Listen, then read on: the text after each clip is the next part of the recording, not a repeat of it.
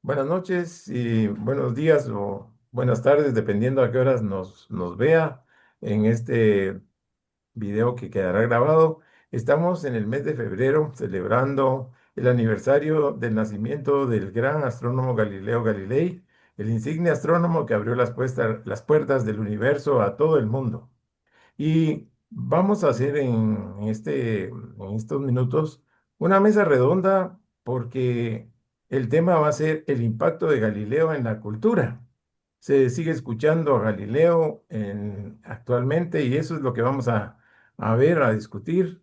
Y para eso tenemos como invitado a Sebastián Muso, divulgador internacional reconocido en muchos países, hasta continentes, diría yo, periodista, autor de libros. Para mí es el moderno Galileo, así que lo tenemos casi en persona aquí. Así que me alegro mucho de tenerlo con nosotros, de origen argentino. Y también tenemos a Eleonora Poitevin, presidente de la Asociación Guatemalteca de Astronomía, un ícono de la astronomía en Guatemala. Hoy que se celebra el Día Mundial de la Mujer y la Niña en Astronomía, pues qué mejor que tener a Eleonora también acá con nosotros. Y tenemos también al doctor Alfredo Samayoa, quien es el catedrático titular de astrobiología en el Instituto de Astronomía de la Universidad Galileo. Con ellos vamos a platicar sobre el tema de la vigencia y el impacto de Galileo en la cultura. Y quisiera empezar diciendo que en 2009 el mundo celebró 400 años de las observaciones de Galileo, declarando año internacional, se declaró año internacional de la astronomía y eso fue muy impactante para nosotros porque el mismo, creemos, el mismo Galileo nos apoyó para que aprobaran el diplomado de astronomía en la universidad que tiene el mismo nombre. 4 siglos después se sigue mencionando a Galileo. Imagínese usted, 400 años después de su muerte se le sigue mencionando y hoy también se le sigue mencionando. Entonces esto nos llama mucho la atención y de eso quisiéramos hablar con nuestros panelistas. Vamos a preguntar, por ejemplo, ¿ustedes creen que esto es, Galileo se celebra o se mantiene vigente por sus descubrimientos o por lo que él representa? Em, Sebastián. Bueno, antes que nada, entonces, hiciste un buen recordatorio, Edgar. Feliz día a Eleonora, del Día de la Mujer y la Ciencia, y la Niña en la Ciencia. Eh, a ver, creo que es un poco, y creo que ustedes van a estar de acuerdo conmigo, un poco de todo, ¿no? Los descubrimientos de Galileo, estaríamos una charla completa nombrándolos, ¿no? Todo lo que hizo con el telescopio más lo que trabajó en algunos aspectos de la física, o lo que hoy entenderíamos como física. Hace unos días, cuando teníamos esta charla con vos, Edgar, en ese conversatorio, hablábamos de un Galileo como un personaje de la cultura de una época, ¿no? Y un personaje muy disruptivo de la cultura de esa época. También algunos errores históricos, creo yo, que han ayudado a ensalzar la figura de Galileo. A mi juicio, el equivocado enfrentamiento de la ciencia y la religión encarnado por él, ¿no? Todo hizo un personaje interesante, ¿no? Pero creo que mayoritariamente es los descubrimientos de Galileo, el adjudicarle a él, por ahí caprichosamente, porque siempre las ideas están dando vueltas en una época histórica y se la adjudicamos a una sola persona, pero a él le adjudicamos el comienzo de la ciencia experimental. Y todo eso ayuda a que Galileo sea uno de los personajes más importantes de la historia de la ciencia en general, más allá de la astronomía en particular. ¿Tenemos algún otro ejemplo que nos pueda dar? Preguntémosle a Eleonora, de la vigencia de Galileo en los últimos años y en la actualidad. Pues yo creo que ahí Galileo no solo fue ciencia, sino sociedad, ¿verdad? Introdujo de alguna forma la idea de que la ciencia debía de comunicarse claramente y él lo hizo escribiendo en italiano y no solo en latín. Entonces acercó de alguna forma el conocimiento científico a la sociedad, no solo dejando ese conocimiento para los académicos, para los papers o para los libros científicos. Entonces, de alguna forma, él representó el inicio de lo que hoy hacemos, divulgación científica. O sea, divulgación, llevar con palabras reales lo que es la ciencia para los seres humanos y para que de alguna forma todos estuvieran hablando el mismo idioma. Entonces, Galileo no solo representa esa ciencia moderna que ocurrió en el año de 1600, sino que en la actualidad ya es esa divulgación científica que estamos haciendo. Y aparte, em, generó al representar ese conflicto histórico entre la libertad de pensamiento y el poder establecido por la religión, pues generó un símbolo cultural de la búsqueda de la verdad. Entonces, es como el punto principal de partida para pensar en un pensamiento crítico y en una valentía intelectual. Entonces, yo creo que hoy por hoy Galileo sigue vigente en ese aspecto, pero también vigente en su nombre, porque si no, pues no existirían películas de cine y televisión de la vida de Galileo o teatro, que todavía es importante para representar su vida.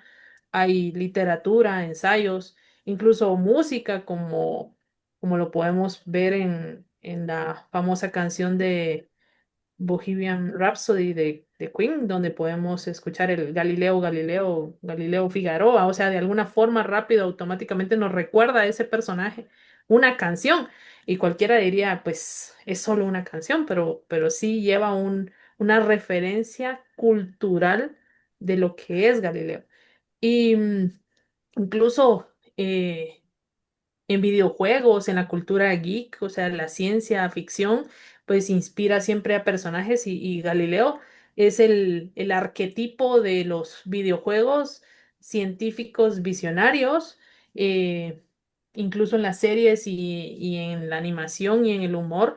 eh, los Simpson han hecho referencia y parodiado cosas de Galileo, o sea, hay en mucha parte de la cultura actual la referencia de Galileo, incluso nuestra universidad lleva su nombre y es por algo importante, pues porque en algún momento dejó un legado para quien decidió ponerle nombre a esta universidad. Muchas gracias. Bueno, yo solo voy a hacer un paréntesis para darle la bienvenida a todas las personas que han entrado a esta mesa redonda. Esta es primera vez que se hace de la mesa redonda abierta a todo el mundo para platicar sobre la importancia, el impacto que Galileo tiene en nuestra cultura actual. Yo estuve leyendo que Galileo tenía 45 años cuando enfocó el telescopio hacia Júpiter y descubrió esos satélites, que por cierto fue impresionante porque nadie había visto satélites en otros planetas antes de Galileo, porque a simple vista no se logran ver. Los satélites que descubrió, los satélites que hoy se llaman Io, Europa, Ganímedes, Calisto. Y quiero preguntarle al doctor, precisamente al doctor Alfredo Figueroa, Alfredo Samayoa, perdón, al doctor Alfredo Samayoa, desde el punto de vista astrobiológico, ¿Galileo tiene también un impacto hoy en día? Buenas noches, por supuesto, y lo estuvimos comentando la semana pasada que tuvimos nuestra clase de fisiología comparada. La genialidad de Galileo lo deja a uno verdaderamente anonadado, ¿no?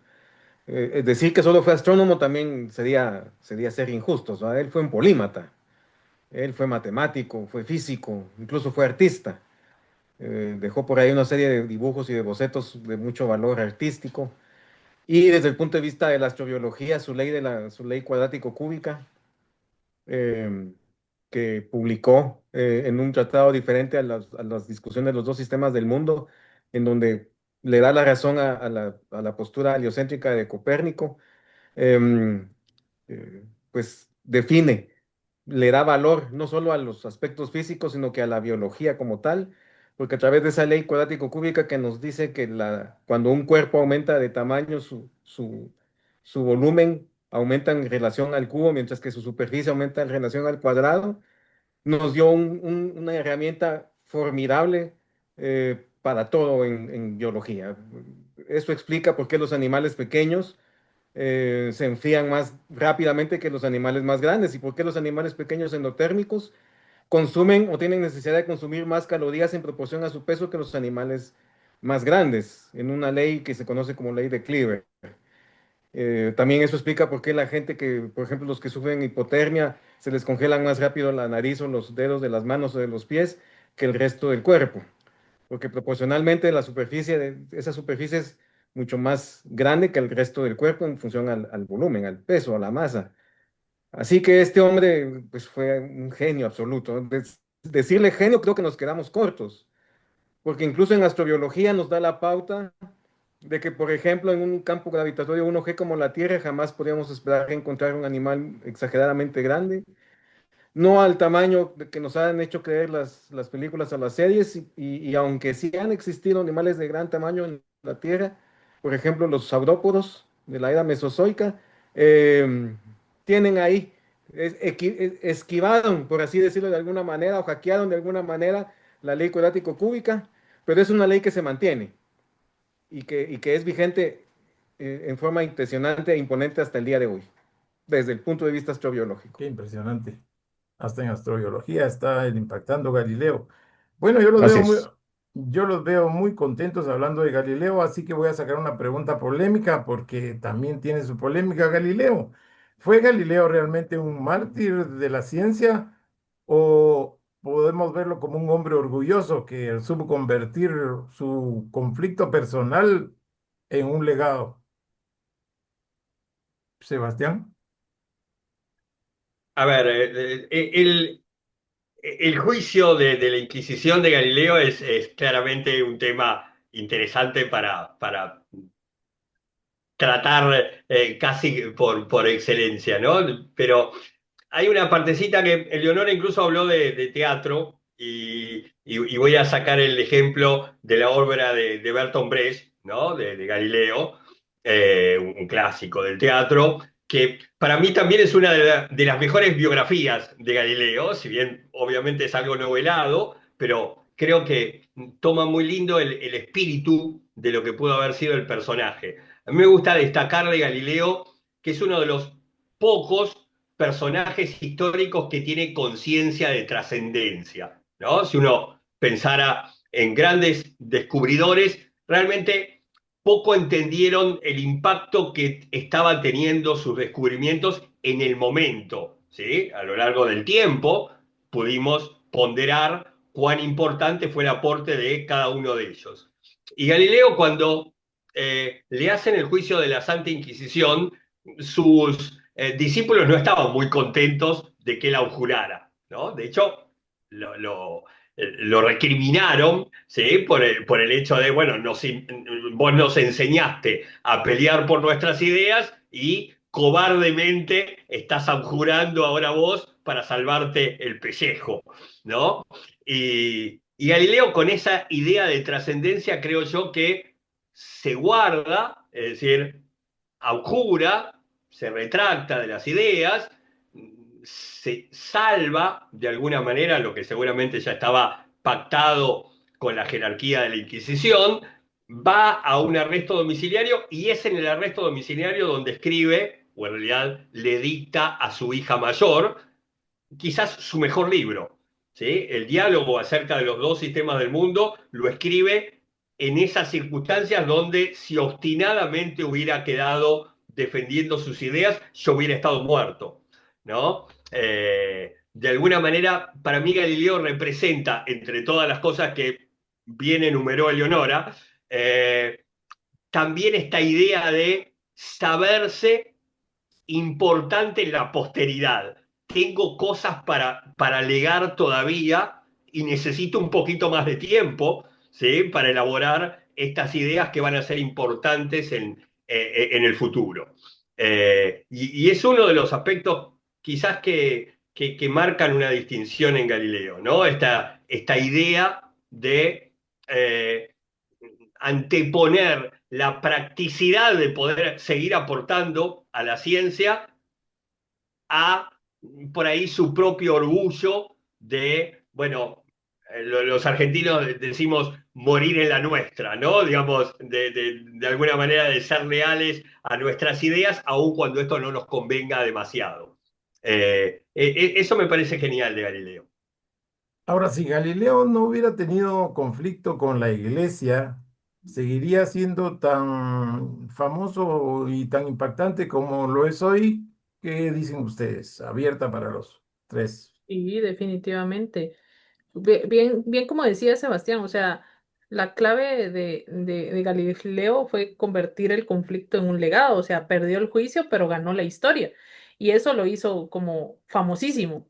Pero si él hubiera sido un mártir pasivo, o sea, morir ejecutado, retractarse de alguna forma, pero al mismo tiempo perder, entonces no hubiera dejado el legado que dejó.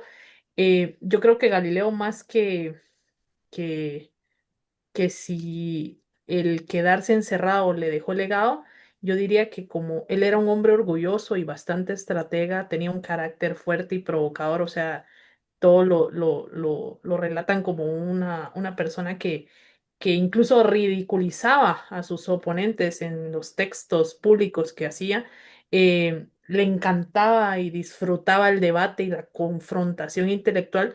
Entonces, eh, él no fue ingenuo, o sea, sabía hasta dónde estaba empujando y ese hecho de burlar directamente al poder intelectual e incluso al religioso en su tiempo, ya lo hacía eh, llamar la atención, o sea, aunque no hubiera sido lo que pasó con la Inquisición, él ya llamaba la atención por la misma forma de ser que era. Entonces, eh, incluso hay uno de sus diálogos sobre los dos máximos sistemas del mundo, donde él argumenta la parte geocentrista lo habla como que si fuera un personaje que le llamaba Simplicio.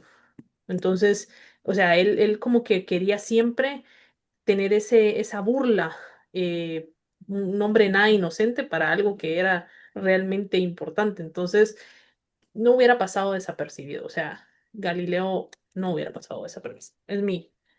No Es hubiera mi, pasado desapercibido, Y aunque no hubiera pensemos, tenido. no le quiero quitar tiempo a Alfredo, que seguro tiene algo para contar, ¿no? Pero pensemos que el personaje de Simplicio, el cardenal Belarmino, el jefe de la Inquisición, le hace, le caliente el oído al Papa, diciéndole, en realidad Simplicio sos vos, ¿no? Y se está burlando de vos. ¿Cómo vas a permitir esto? ¿No? En Claro. tal caso, el Papa, que ya venía un poco complicado con los Borgia, que querían eh, asumir el trono de San Pedro y demás, aun cuando era un humanista, aun cuando meses antes había estado paseando por los jardines del Vaticano y conversando de filosofía natural con Galileo, de alguna manera no puede quedar en ridículo y lo lleva a un juicio para conservar su propio poder, ¿no? Creo yo, estaba pactado de que Galileo no podía morir, era una persona demasiado importante en la época. Alguna vez dijimos, ¿no? Que Galileo era una especie de rockstar al cual no hubieran ejecutado, ¿sí? Pero de alguna manera pactan esta idea de te retractás, terminás en un arresto domiciliario, portate bien, como diría Leonora, no se portó del todo bien, terminó no, escribiendo a escondidas su obra más importante, mientras escribía poesías y partituras de canciones para mostrarle a los inquisidores. Pero bueno, ese fue ese juego estratégico que dice Helio, ¿no? Que me parece que también habla de alguien que desde el comienzo se manejó en las cortes, estuvo y por ahí heredado por la importancia como músico que tenía su papá, siempre relacionado al poder de la Toscana en su momento y de la República de Venecia después. Era alguien que sabía manejarse muy bien. Sí, no olvidemos que también unos 70 años antes, el sacerdote Giordano Bruno también había muerto, había muerto quemado por sostener esas ideas. Y eso también ya lo sabía Galileo y lo sabía toda la gente. Entonces, tal vez eso habría que, sirvió que se muriera quemado, o es mejor lo que él hizo, que siguió escribiendo sus ideas, porque al fin y al cabo sentía que le estaban prohibiendo decir la verdad, porque él sabía que eso era la verdad, no había para dónde. Le estaba prohibiendo literalmente la iglesia decir la verdad. Ahora bien, yo tengo una pregunta aquí para el doctor y para todos. ¿El caso Galileo demuestra que es inevitable un enfrentamiento entre la religión y la ciencia?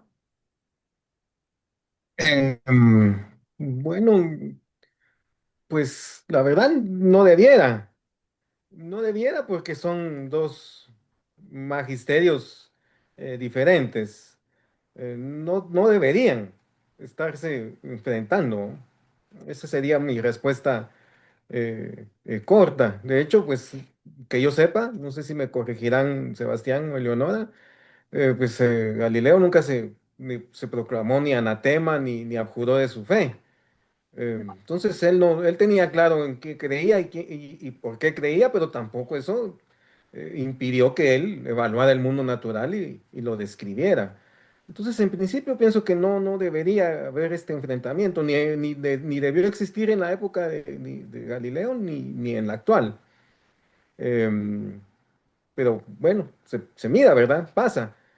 Porque como también lo discutíamos en clase, pues hay muchas ideas preconcebidas o hay muchos dogmas que muchas veces funcionan como barreras para la ejecución del pensamiento y de las ideas. Pero en fin, ya que me da la palabra, ingeniero, quisiera mencionar rápidamente algunas cosas en las que Galileo desafortunadamente se equivocó. Era un humano, ¿verdad? Aunque era un genio, pues también era un hombre, un humano como cualquiera de nosotros, se equivocaba. Uno de sus errores que a mí me parece más garrafal fue el hecho de que no le puso nombre a los descubrimientos de las lunas de Júpiter. Él solo les puso un número y no estaba muy claro cuál era el primero y cuál era el último. Entonces vino un competidor de él llamado Simón Marius, un astrónomo alemán, si no me falla la memoria, que incluso se atrevió a decir que él había sido el primero en ver los satélites de Júpiter. Y aunque la historia, la posteridad, pues le dieron ese lugar a Galileo, pues fue este hombre, Simón Marius, el que le puso nombre a los satélites de Júpiter, no fue el descubridor. Que bueno, le faltó un poquito de colmillo ahí en ese aspecto, ¿no? Porque incluso le había puesto satélites medichanos, ¿verdad? En honor a sus mecenas. Pero bueno, no fue él el que le puso el nombre a su descubrimiento, sino que fue un rival. Y la otra cosa que yo creo que es pertinente que tengamos en mente es que también em, hay muy buena evidencia que sugiere que incluso Galileo vio Neptuno, pero desafortunadamente no sabía que estaba viendo. Él pudo haber sido el descubridor oficial de Neptuno entonces, pero tuvieron que pasar 200 años más para que ya de la mano de la matemática de Newton, pues lo descubrieran, ¿verdad? Urbain Le Verrier y Joseph Gould y el otro matemático inglés que ahorita se me escapa el nombre, pues, pero aparentemente era un mérito de Galileo haber visto por primera vez el planeta Neptuno. Muy bien. También leí Fíjense que... Oh, que Alfredo dijo ah, algo interesante, ok, que a ver. ya Galileo lo define, ¿no? Alfredo dice, no deberían estar peleadas la religión y la ciencia per se, ya que son dos ramas del conocimiento totalmente distintas. Y Galileo lo dice de una forma poética. Le dice a los sacerdotes, déjenme mostrarles el cielo con mi telescopio y ayúdenme ustedes a llegar a él. Y en definitiva, con esa frase muy poética, define, aunque la palabra sea la misma, las dos realidades que cada una describe, ¿no? El cielo físico, el cielo como objeto de estudio de la ciencia, y el cielo como lugar de trascendencia, que son dos ámbitos totalmente diferentes, ¿sí? Y que entonces se ocupan instituciones distintas y desde modelos totalmente diferentes. Muy bien, sí, complementando esto, yo te diría, también se conoce de otro astrónomo inglés, Thomas Harriot. No sé si ustedes hemos escuchado de él. Thomas Harriot evidenció que él había visto la luna con telescopio antes que Galileo y sin embargo es casi desconocido en la historia. Solo Galileo se llevó el mérito y la celebración y digamos, el renombre. ¿Será que estamos idealizando a Galileo como un héroe a pesar de que realmente no fue uno de los primeros y cometió errores, como dice el doctor? ¿O, o sí, sí tiene ese lugar que estamos celebrando el día de hoy? Yo creo que sí lo tienen porque realmente Galileo marcó un antes y un después en la astronomía. O sea, antes de Galileo la astronomía se basaba en filosofía y pues en autoridad que eran Aristóteles y Ptolomeo. El cielo pues se consideraba perfecto e inmutable y el telescopio no se usaba científicamente, pues, y Galileo fue el primero que observa, mide, dibuja, registra lo que está observando como tal. Entonces, empieza a notarse que los astros tienen imperfecciones, que la luna tenía cráteres, que no era algo perfecto e inmutable como se consideraba. Y nos demuestra per se que la Tierra no es el centro del universo. Entonces, eh, Galileo transformó la astronomía en una ciencia ya con un método científico, con la necesidad de observar, registrar y analizar lo que está uno viendo. Entonces, aunque no inventó el telescopio, lo usó para descubrimientos científicos. Es cierto, falló y vio Neptuno y no sabía que era un planeta, pero observó las montañas y los cráteres de la Luna y se dio cuenta que no era una esfera perfecta. Descubrió que la Vía Láctea tenía millones de estrellas, vio las fases de Venus, descubrió pues, las lunas galileanas, vio las manchas solares, eh, en fin, o sea, hizo tantas cosas que se forman en el principio del método científico. Hacer ese registro escrito y gráfico de una observación sistémica con repetición constante usando la matemática para poder llegar a tener una publicación de resultados. Entonces, antes de eso no existía quien lo hiciera de esa forma. Habían algunos registros dispares, no habían observaciones continuas. O sea, él marca lo que realmente es el inicio del uso del método científico. Entonces, sí hay un antes y un después de Galileo. Ahora, ¿cómo? O Y sea que hablemos, ¿Ah? adelante, Sebastián, y después voy. no, no, y para complementar un poco lo que decía Helio, hablemos del impacto, ¿no? Es Sí. cierto que probablemente Harriot pudo haber visto algo unos días, una semanita antes que Galileo o que otro lo haya adelantado en alguna observación. Ahora, él compendia a los 6 meses de hacer esa barbaridad de observaciones todas juntas de un montón de objetos y fenómenos astronómicos, todo en un libro, El mensajero de los astros o el Siderius Nuncius, como lo conocemos, Ujú. eh, lo publica a principios del 1610 y en 1613 y en 1614 ya estaba traducido y popularizado en China y en Rusia. Y no estamos hablando de épocas de globalización, ¿no? Es casi un milagro que haya tenido ese impacto global, una obra científica que casi no marca no tiene precedentes. Ese impacto de un librito, la verdad, muy poco pretencioso, casi es un librito de bolsillo, pero donde en muy pocos casos más hay un librito que compendia tanta cantidad de descubrimientos hechos en un corto tiempo y con un impacto que revoluciona una rama de la ciencia completamente. Probablemente ahí vamos, ¿no? Y ahí por ahí adhiero muchísimo de lo que dice Leonora. Si hay otro que en una determinada época de la historia observa cosas similares, ¿no? Eh, ninguno logró impactar con esa observación como impactó Galileo. ¿Sí? Exacto. Entonces, claramente por eso le adjudicamos todas esas observaciones y descubrimientos porque se hicieron conocidos gracias a él. Y los hizo públicamente y, o sea, con una accesibilidad pública, o sea, Publicó. esa parte de divulgación en la que es bien importante, pues no solo hacer el libro y Sino que hay guardarlo. que hacer bulla. Hay que hacer Ajá, bulla con lo que uno exacto. descubre. Hay que publicarlo, hay que hacerlo. Hay que publicar. Ahora sería hacer un paper, publicar un paper en alguna revista prestigiosa, si no, usted se queda con el descubrimiento y nadie lo sabe. Claro, Exacto. pero lo interesante, acá por ahí tenemos dos miradas, a mí déjenme ponerme de observador y hacer este juego, ¿no? Alfredo como científico dijo, hay que publicar, y Eleonora está puntualizando la divulgación, ¿no? Y es genial esto, ¿no? Porque Galileo pone los telescopios en la plaza del mismo modo que lo hacemos hoy los que hacemos divulgación.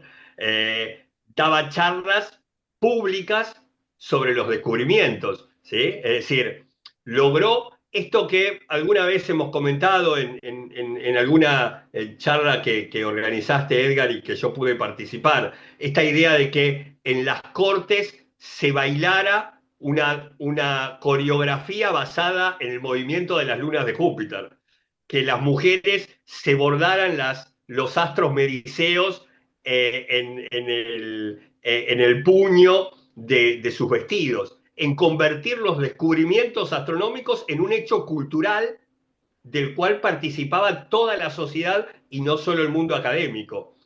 Básicamente por eso le adjudicamos a Galileo los descubrimientos, porque él los hizo conocidos para todos. Claro, muy bien. Ahora tengo una curiosidad que me gustaría que me ayudaran a salir de ella. El hecho de ver, como hizo él en la noche del 7 de enero de 1610, cuando enfoca a Júpiter y ve los satélites y después, posteriormente, nota que están girando alrededor de ese planeta, no necesariamente le decía que era un modelo heliocéntrico, sino que podría ser Júpiter que girara aún con todos los satélites alrededor de la Tierra. ¿Qué es lo que lo lleva a él a concluir con más fuerza? Que sí es comprobado el modelo heliocéntrico. ¿Es solamente eso o es algo más? Bueno, de hecho, Ptolomeo había enunciado que los cuerpos celestes giraban alrededor de la Tierra en unos círculos perfectos que llamó epiciclos. Así es, Y, correcto. y los epiciclos pudieran haber sido concebibles que las lunas o los satélites de Júpiter también orbitaban a la Tierra en una serie de epiciclos sumamente complejos. Pero como buenamente científica, Galileo apreciaba la simplicidad, la elegancia que implica algo, un modelo simple. Entonces ahí eso, lejos de darle la razón a Ptolomeo o a Aristóteles, confirmó lo que él ya sospechaba, pues, o lo que él ya tenía, de lo que él ya tenía certeza de que en la Tierra no era el centro del universo y de que había objetos o astros que no nos orbitaban o que no giraban en torno nuestro. Em, Aparte, ahí hay algo bien importante, perdón, Alfredo. Ujú. Eh, em, Él vio todas las fases de Venus y al observar que Venus presentaba todas esas fases como la Luna, esto no lo podía explicar el modelo geocéntrico de Ptolomeo, porque eh, la única forma de explicar fases era decir que este planeta estaba orbitando alrededor del Sol y que no estaban orbitando alrededor de nosotros. Entonces le daba una prueba más contundente de que si Venus estaba orbitando al Sol y tenía fases en cada uno de esos momentos, entonces de alguna forma ese objeto estaba orbitando alrededor del Sol y nosotros también, porque estábamos teniendo esas fases.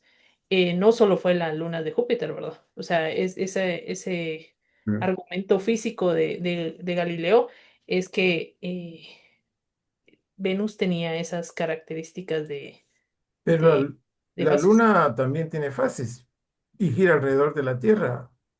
¿Cómo hizo Claro, Galileo? pero como dice Leonora, las fases de Venus solo se explican si Venus le da vueltas a la fuente de luz, es decir, al Ajá, Sol, y está adelante con respecto a nosotros exacto. de ese Sol central, ¿no? Necesitábamos nosotros estar por detrás, digamos, por fuera de la órbita de Venus, y Venus tenía que darle vueltas a la fuente de luz para mostrar las fases tal cual las estaba mostrando. ¿Sí? Eso es básicamente el argumento más fuerte al heliocentrismo. Luego estarán las lunas de Júpiter, que en tal caso terminan de dar el golpe de gracia de, bueno, no todo tiene que dar vueltas alrededor de la Tierra, porque al menos estas cuatro pelotitas están dando vueltas alrededor de otra cosa, en este caso de Júpiter, ¿no? Ujú. Entonces, la Tierra no tiene por qué ser el centro de todo, porque ya al menos de estos cuatro lunas encontramos otro centro diferente.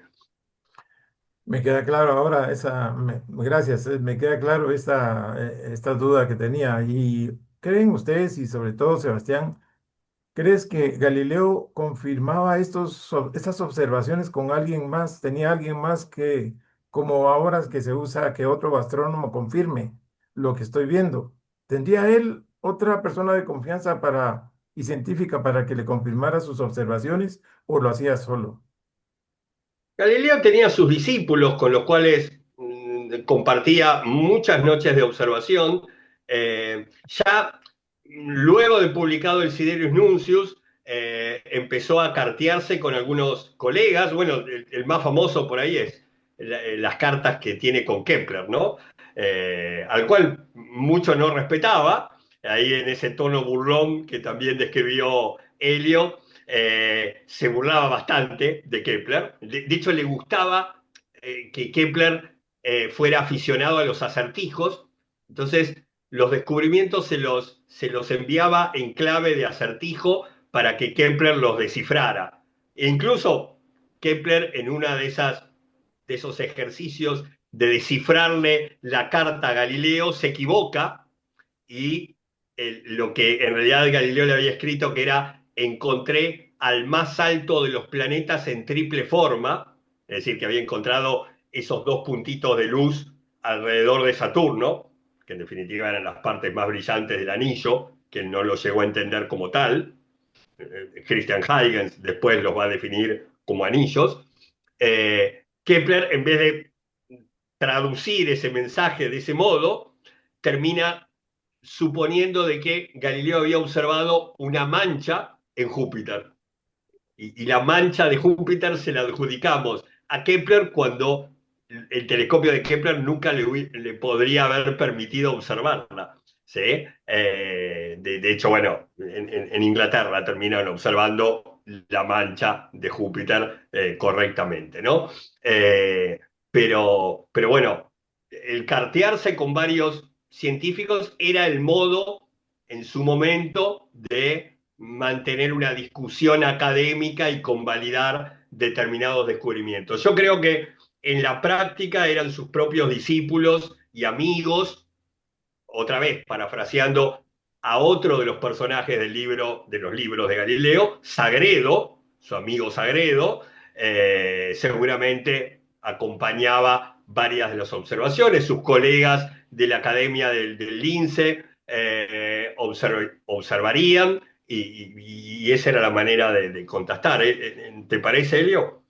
Sí, y aparte de eso, en algún momento varios astrónomos repitieron observaciones que él mismo describió, em, como Christoph Steiner, que fue uno de los que confirmó las manchas solares, aunque discutió bastante con Galileo su interpretación, porque no sabían si realmente eran manchas o algo que estaba pasando frente al Sol.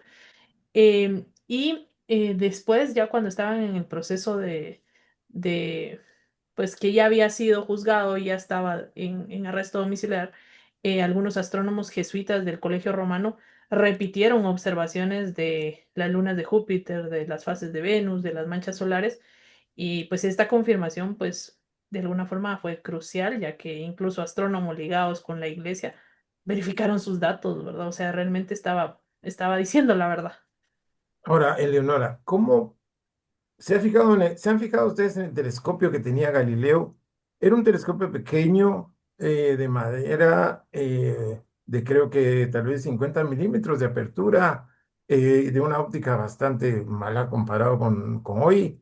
¿Cómo? Hoy nadie querría comprar un telescopio de 50 milímetros o como el que tenía Galileo. ¿Cómo puede ser reconocido como uno de los más grandes astrónomos si el instrumento que tenía era bastante pobre para poder observar? En la actualidad a muchos nos da risa ese telescopio porque realmente, como usted dice, no pasaba de los 20 aumentos en algunos casos y lo que él hizo con este anteojo holandés llamado, pues fue ajustando cuidadosamente las distancias focales y él incluso se puso en algún momento a, a mejorarlo, a pulir las lentes, a buscar cómo mejorar su óptica. Entonces, eh, ahí no podemos decir que, que quien maneja el carro es ya un piloto, sino que es como él perfeccionó sus observaciones con el instrumento tan pues básico que podía tener. Ese enfoque es el que realmente lo hace un gran astrónomo. Eh, tuvo, si nosotros agarramos un telescopio de 50 milímetros ahorita y utilizamos algo similar eh, a hacer una observación con el cielo como el de ahora, difícilmente llegamos a ver lo que él vio con la calidad con la que lo vio. Primero porque donde observaba el cielo era bastante bueno, no, la contaminación lumínica en ese entonces era inexistente, pues, o sea, nosotros ahora tenemos un mal zinc, un cielo completamente contaminado, entonces es imposible hacer descubrimientos. Pero lo más importante es que no solo observaba y no, nunca perdió la fe de mirar por el telescopio, o sea, no importaba lo que quisiera descubrir, él volvía a observar. Y entonces, aunque sea la herramienta más básica, la constancia hace realmente al descubridor, ¿verdad? O sea, él nunca dejó de hacer constantemente la prueba de observar. Y entonces fue que poco a poco fue obteniendo los resultados que tenía con la herramienta básica que tenía. Eh, y yo creo que eso es lo que nos falta ahora en la sociedad y en la realidad, esa constancia, pues, o sea, si hubieran más seres humanos siendo constantes con lo que hacen, tendríamos o seguiríamos obteniendo resultados de descubrimientos y no habernos quedado estancados casi ya por más de 400 años con descubrimientos que ya fueron y ya pasaron. De Buenísimo. hecho, planteémoslo de un modo gracioso, ¿no? El primer telescopio de Galileo tenía 8 aumentos, el último, el mejor que tuvo, tenía 22 aumentos. Sus contemporáneos tenían 0 aumentos, ¿sí? Así que seguía siendo el mejor ojo que en su momento tenía la humanidad para mirar hacia el cielo. Y con eso terminó haciendo un Increíble. desparramo de descubrimientos en su época. Increíble, realmente grandes cosas. Doctor Samayoa, el telescopio espacial James Webb está rompiendo un montón de conocimientos y descubriendo nuevas cosas. Actualmente, em, se le ha comparado a veces con la revolución que hizo Galileo. ¿Cree usted que es correcta esta comparación? ¿Hay algo o estamos hablando de cosas totalmente diferentes? Bueno, en alguna medida sí nos está, las observaciones del telescopio espacial James Webb están haciendo que nos replanteemos muchísimas cosas a nivel cosmológico, ¿no? Principalmente todo lo que creíamos saber sobre la era oscura del universo luego del Big Bang, que no deberían haber galaxias tan bien formadas, tan antiguas como las que el James Webb nos está mostrando, o incluso los famosos Little Red Dots, ¿verdad? Los pequeños puntos rojos que de hecho parecía que son las galaxias primordiales. O sea, sí. De alguna manera, el web está rediseñando, reconfigurando lo que sabemos sobre el universo, lo que creemos saber. Tal vez no de una forma tan disruptiva como lo hizo Galileo, porque De hecho, actualmente el problema grande que hay es hacer que la gente se interese por los descubrimientos científicos, ¿no? Y no hay un poder político al que le interese que la gente no entienda o no sepa o no conozca. De hecho, vivimos en la época en donde el conocimiento está más democratizado que jamás antes en la historia, ¿no? Todo el conocimiento de la humanidad lo tenemos ahí accesible en Internet. ¿Sí? Solo tenemos que tener la voluntad de buscarlo. Así que sí, hay una gran revolución por los descubrimientos del web, pero desafortunadamente solo a una parte muy pequeña, un porcentaje muy pequeño de la gente, que serían los académicos y los que somos apasionados de la ciencia, pues nos interesa, ¿verdad? Que si lo comparamos con el número total de humanos que existen, pues sí somos un número muy pequeño, desafortunadamente, ¿no? Ese es el desafío, hacer que la gente se interese por, por los avances de la ciencia. Muchas gracias, doctor. Invitemos a a las personas que nos acompañan a hacer preguntas. Si alguna de las personas que están en la mesa de hoy, en la mesa redonda virtual, quiere hacer una pregunta a nuestros panelistas, pues lo pueden escribir en el chat o podemos incluso darles apertura para que lo hagan de viva voz. Sí, Eh, solo levanten la mano y aquí les abrimos el micrófono. Así que los invitamos a que hagan sus propias preguntas porque con tanto que hemos hablado, seguramente alguien tiene alguna duda, alguna pregunta por ahí, pero los invitamos también a que participen. Esto es algo muy interesante porque estamos hablando del el astrónomo, diría yo, el más trascendente de todos los tiempos. A pesar de que hubo astrónomos en su época, como por ejemplo Tycho Brahe, que tenía las mejores observaciones registradas. Y eso que no tenía telescopio, ¿cómo es posible que tenía las mejores? Kepler. Kepler también, Kepler con las leyes que hace del movimiento. Ahí tenemos a Luis Pablo. Luis Pablo, adelante, que él quiere hacer una pregunta, si le podemos dar el audio, gracias. Noches. Buenas noches, Luis Pablo, adelante. Fíjese que la duda que yo tenía, ¿qué hubiera pasado si Galileo nunca hubiera tenido un telescopio? Bueno, muy buena pregunta. Es una Esa buena pregunta pregunta, nos dejó sin Magnífica. porque herramientas. podemos pensar en las cosas que hizo sin telescopio, ¿no? Ajá.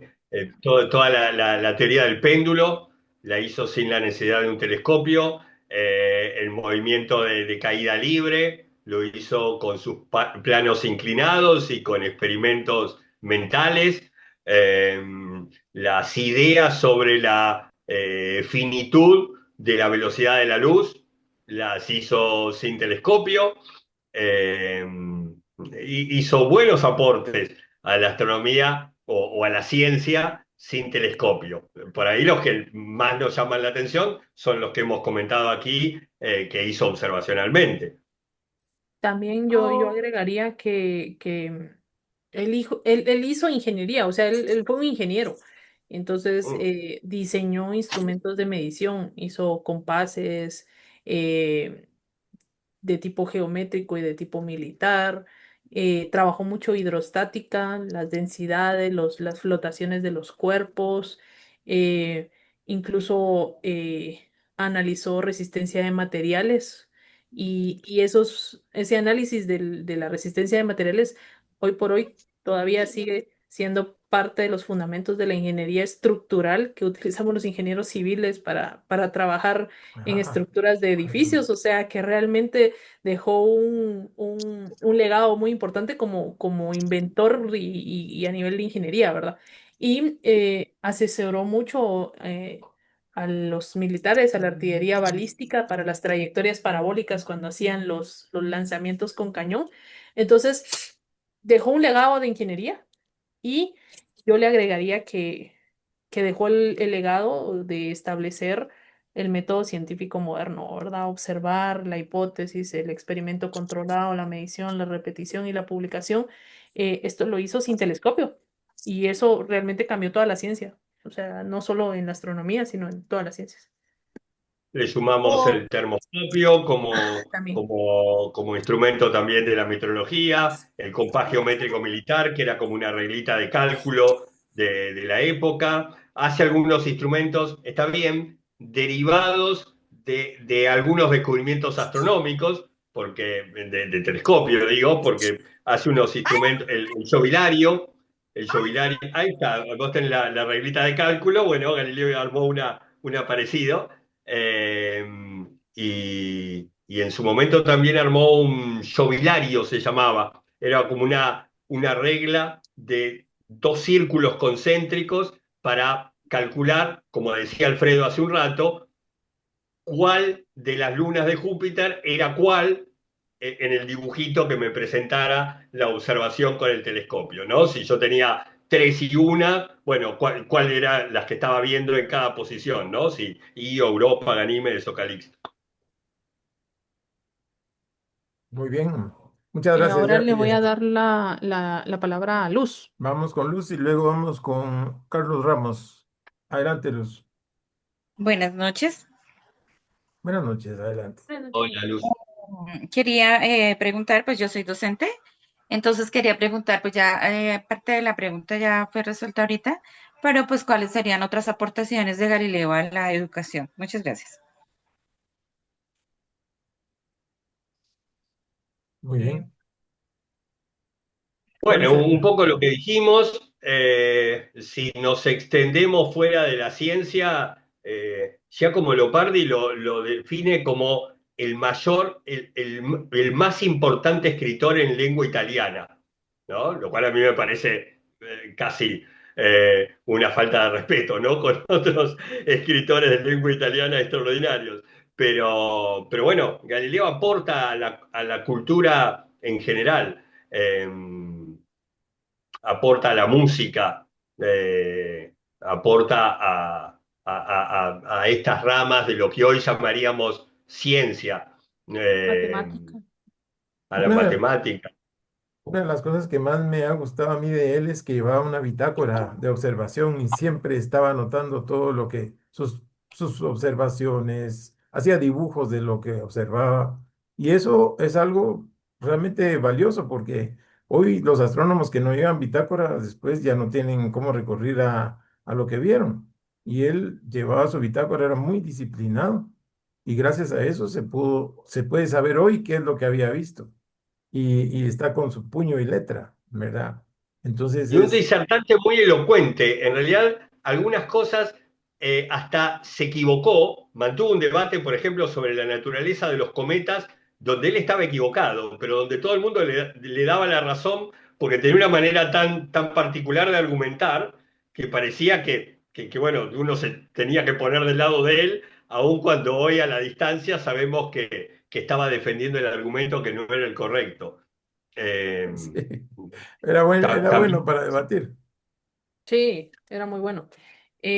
Tal vez yo agregaría ahí em, que parte de de los aportes de Galileo es la interdisciplinariedad, o sea, no se quedó aislado únicamente en astronomía o únicamente en física o únicamente en matemáticas, sino buscar esa relación de integrar física, matemática, astronomía, ingeniería, incluso filosofía para la educación.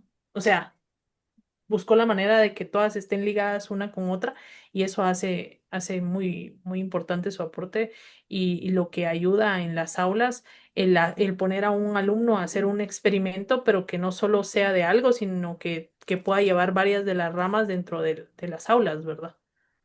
Así De hecho, es. cuando él estudia los planos inclinados, ¿no? Hay un plano inclinado muy lindo en el Museo Galileo de Florencia, en Sí. Italia, que es un plano inclinado donde él pone de forma equidistante unas campanitas, ¿no? Entonces, cuando yo tiraba una bolita por una ranura, como las distancias entre las campanitas siempre eran las mismas y la bolita se iba a ir acelerando, las campanas iban a sonar cada vez más rápido, ¿no? En los intervalos. Y eran tan rápidos esos intervalos que no había en la época ningún instrumento de medición del tiempo capaz de medir tiempos tan cortos. ¿Por qué lo puede medir Galileo? Porque tenía oído musical. Desde chico, entrenado en componer y ejecutar música, cosa que aprendió de su padre y de su hermano mayor. Así que en realidad muchos de los descubrimientos que hoy podríamos designar como físicos de Galileo se los debemos a que en realidad los estaba haciendo también un músico. Claro. Vea, buen oído. Tenemos unas preguntas aquí en el chat. Carlos Ramos nos pregunta, ¿llegó Galileo a un valor para la velocidad de la luz? No, Eh, no pudo. No, no lo, no, lo intentó, pero no lo logró. lo, Pero ya inte- lo intentó. lo Ese Lo es el intentó. mérito. intentó. Sí, claro. Lo intentó, Quería. él quería que a las campanas de la iglesia, amigos que se encontraban muy distantes, prendieran las luces de farolas, ¿no? Interno, sí. Entonces la luz de la farola más lejana a él le iba a llegar después que la luz de la farola más cercana. El tema es que, bueno, la metodología tenía un montón de problemas. La luz era mucho más rápida que la reacción de sus amigos prendiendo farolas y tampoco estaban tan lejos esas farolas como para poder hacer lo que después, años más tarde, haría Römer con las lunas de Júpiter, precisamente para conseguir un valor un poquito más acercado a lo que actualmente entendemos como la velocidad de la luz en el vacío. Lo que sí es que sí dijo que la luz en distancias terrestres pues parecía ser instantánea o casi instantánea, porque lo que no pudo fue medirla con ese método, ¿va? Era un método que tenía muchos errores, como dijo Sebastián, pero sí, sí confirmó que para él la luz en la Tierra era instantánea. Mm, Tenemos 5 minutos ya y hay Stephanie Barrios nos pregunta, más allá de su afirmación sobre el heliocentrismo, ¿qué otras razones tenía el conflicto entre Galileo y la Iglesia? Mm. Y yo También no le problema veo de tanto. autoridad, ¿no? Sí, sí, de autoridad. Alfredo lo dijo muy bien, en realidad Galileo era una persona religiosa incluso, o al menos durante un buen tiempo mantuvo una buena relación con la iglesia. La pelea creo que está más en la autoridad de que no me tengas que imponer una idea particular, sino que yo pueda Disculpe. experimentar y tener libertad de ideas y no estrictamente a la institución per se. Podría haber sido otro tipo de poder si le hubiera impuesto una idea de la cual él no estaba de acuerdo porque había descubierto otra cosa. Sí. Muy bien. También era algo desobediente, ¿verdad? O sea, eso lo hacía como tener constantes, pues, problemas con la iglesia, ¿verdad? Y, y creo que Galileo no fue, yo diría que no fue nada diplomático. O sea, él sí, cero diplomático porque como ridiculizaba a la gente, usaba ironía, usaba sarcasmo, pues de alguna forma eso entró en conflicto y orgullo a una imagen institucional como la es la iglesia eh, a nivel de autoridad, pues epistemológica, Sí. ¿verdad? O Y sea, eso no que sé. era amigo del Papa, ¿verdad? Sí, ¿Verdad? muy Como amigo, dice, pero su ironía y su sarcasmo eran mucho más grandes, ¿verdad, Sebastián? como dice Sebastián, paseaban ahí platicando y después estaban dando ahí por los escritos, ¿verdad? Así que, bueno, hay otra pregunta aquí que dice Miguel Ángel Juárez, ¿quién fue el sucesor del legado de Galileo? Un El, Yo montón. diría que de entrada Newton, ¿verdad? Newton Ujú. usó sus ideas y sus postulados para enunciar sus leyes de la gravitación universal y de hecho lo reconoce, ¿eh? Uno de los gigantes en los que Newton se apoyó para poder ver lo que vio o para poder describir lo que vio, pues fue Galileo y lo dejó muy claramente escrito.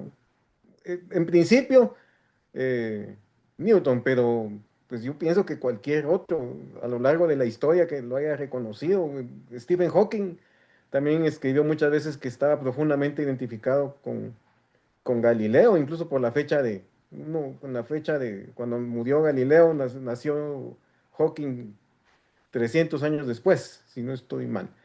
Entonces, hay muchos, pero pues, de entrada, pues yo diría que Isaac Newton. No sé qué opinan Eleonora o Sebastián. Yo no pongo a Newton primero, yo pongo a Kepler primero. Eh, Porque Kepler, él fue el heredero astronómico directo, pues, o sea, primero aceptó y defendió las observaciones de Galileo. Usó sus datos de observaciones con las de Tycho Brahe para formular las leyes de movimiento planetario. Y aparte de eso, le dio la estructura matemática al heliocentrismo que Galileo estaba defendiendo observacionalmente. Entonces, Kepler defendió a Galileo, pero Galileo no se llevaba bien con Kepler.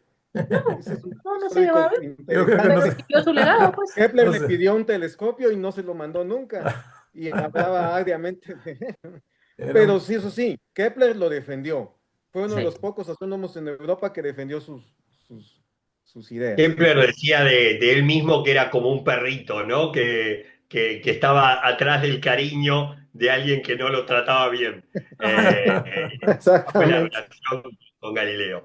Pero es verdad, yo creo que Kepler es un continuador de Galileo. Yo en la parte observacional lo pondría a Christian Huygens también, ¿no? Al holandés.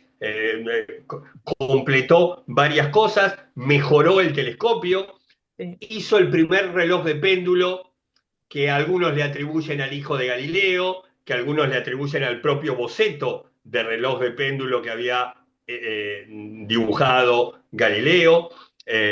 Ahí hay una continuidad también, ¿no? Torricelli también, Sí, sí, Torricelli, que fue su discípulo de Galileo, discípulo. claro. sí, su discípulo directo de la parte de la física experimental.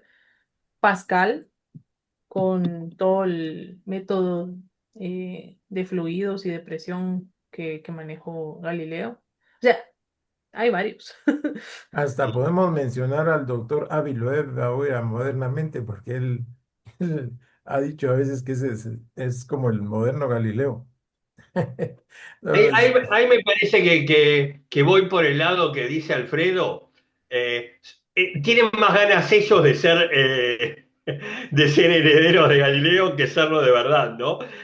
Cuando Hopkins jugaba con que nací 300 años después que murió Galileo y que nació Newton, era más que nada subirse a esa fama y querer ser parte que realmente ser un continuador de los trabajos del anterior. muy bien, muchas gracias. Bueno, Sebastián, Alfredo, Eleonora, muy agradecido por su tiempo. El tiempo se nos ha terminado. Ha sido un foro verdaderamente agradable, delicioso intelectualmente y realmente lo que hemos aprendido esta noche es nuestro gran respeto por ese astrónomo que, pues, las preguntas lo puse en duda, pero ustedes aclararon muy bien, por qué Galileo es Galileo, por qué Galileo es el astrónomo que abrió las puertas del universo a todos. Agradecemos su tiempo, agradecemos a todos los que nos acompañaron y les deseamos una feliz noche y muchas gracias por habernos ayudado a entender a la personalidad de este gran astrónomo. Muchas gracias y que tengan una feliz Gracias, noche. Edgar. Gracias, Buenas gracias por la noches. invitación. Buenas noches a todos. Buenas Chao. noches.